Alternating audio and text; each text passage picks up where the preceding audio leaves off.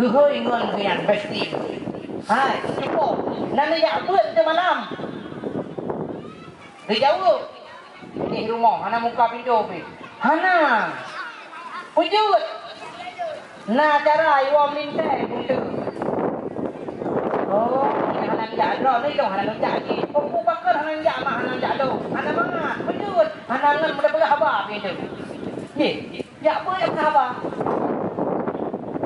Tugas dia hanya kebun. Rupa ni kan menyakijak sampai tuan. Menyak awal kejak senyum, yang dikubah lapak. Senyum mana? Yang banakai, kenapa yang lagi ke? Nama memang Jumat ke? Hatena manua kena. Yang itu bahasa kau berarti ingat dong kami. Dahulu dong. Ini dua. Bukan haba, mesti dua haba dua. Yang tabut senyum tu. Bismillahirrahmanirrahim. Yang dua ni, lekok. Sana tham hana mangan adak ngurung Tuhan. Men bukan haba, hana mangan. Gadah majelis. Kakak tabut juga. Makin ke bukan haba raya rumahku, makin raya surah halong. Nyamban. Ditanya, tak kali le. Tiga yang pergi kali.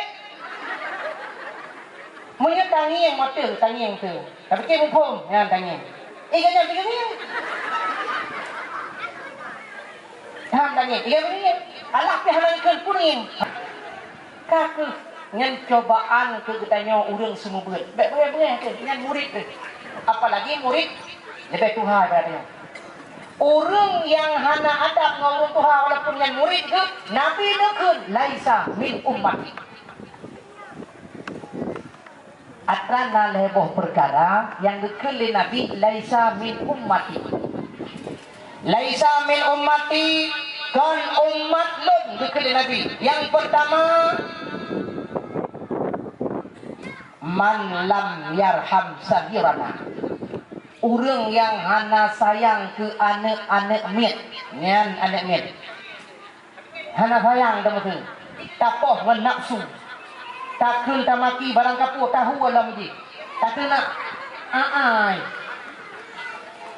Nyan orang hana sayang ke anak mit. Laisa min ummati kata Nabi. Hadis riwayat Imam Ahmad. Yang kedua, laisa min ummati bukan umatku yang tidak menghormati orang tua. Ya. Hana tak hormat orang tua walaupun tanya lebih malam daripada ganyan, walaupun ganyan murid katanya, hana tak hormati kakir mana kapu hana akhlak dan adab ke ganyan, laisa min ummati. Yang ketiga, man lam ya'rif alimana. Orang yang hana memuliakan ulama. Orang malin. Tapi jekun ku orang malin. Nyan kan umat lem napagah di Nabi.